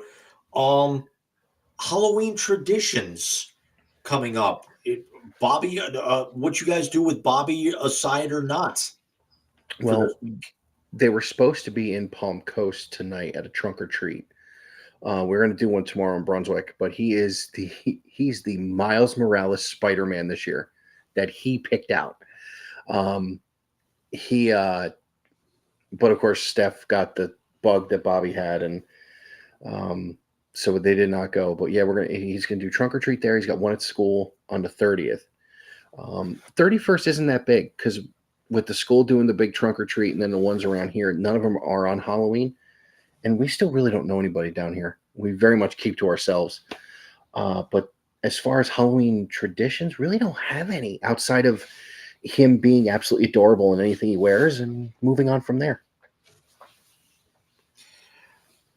Wednesday night, I'm still up in the air as to whether or not I want to go to AEW because they're taping downtown here, and they've got a couple of big matches. Like it's like Adam Cole's first match back after a year. My girl Anna Jay is going to be fighting for the world title against Mariah May, so it's like,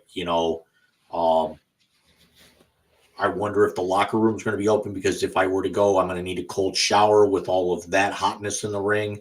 Very true. But do I really want to do that after, Taylor Tomlinson tomorrow night? Do I really want to spend that kind of money? But if not, it'll be get home real quick and put the Crow on because it's Devil's Night. And then Halloween, who knows? It's do I put on Hellraiser? Do I actually just play video games and call it a night? I'm working late, so it's last day of the month. And I'm going to be stressing about next Saturday. Happy Valley. Yep. And we will be back with you guys the night after. So you guys get a nice little 9-day break from us as it's official now. We have made the move to Sunday nights. So we will be coming to you guys Sunday, November 3rd, the first Sunday of the month, 2 days before the election. And we're going to have a very loaded football show because the trade deadline in the NFL will have come and gone. And at that point, I believe the first CFP rankings will be coming out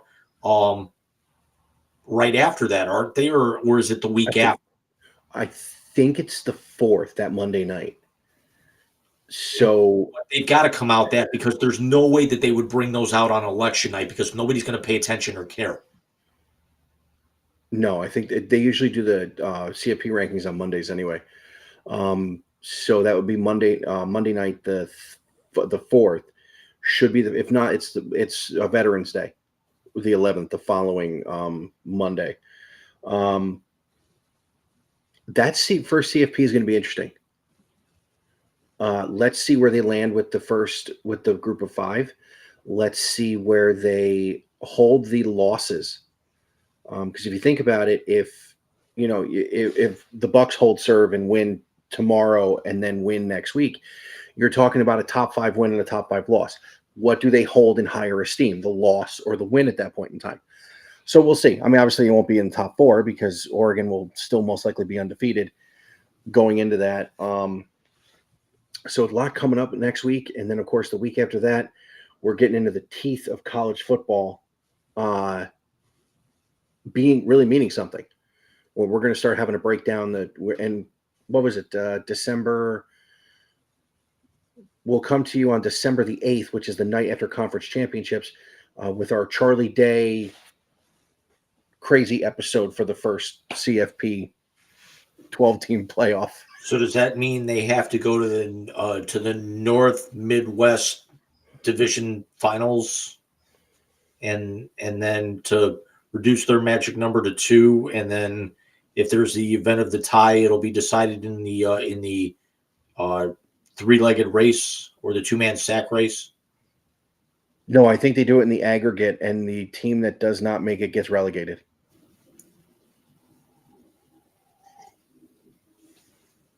Yes, that was a Ted Lasso reference. It was, and it was soccer, so it doesn't count.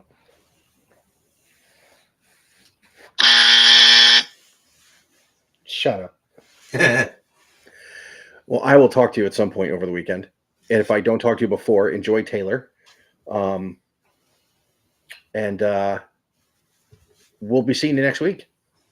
Everybody, have yourself a great rest of your night. Enjoy the weekend. Have yourself a safe and happy Halloween. And we will be back with you guys here a week from Sunday. So everybody take care. See you guys. Good night, everybody.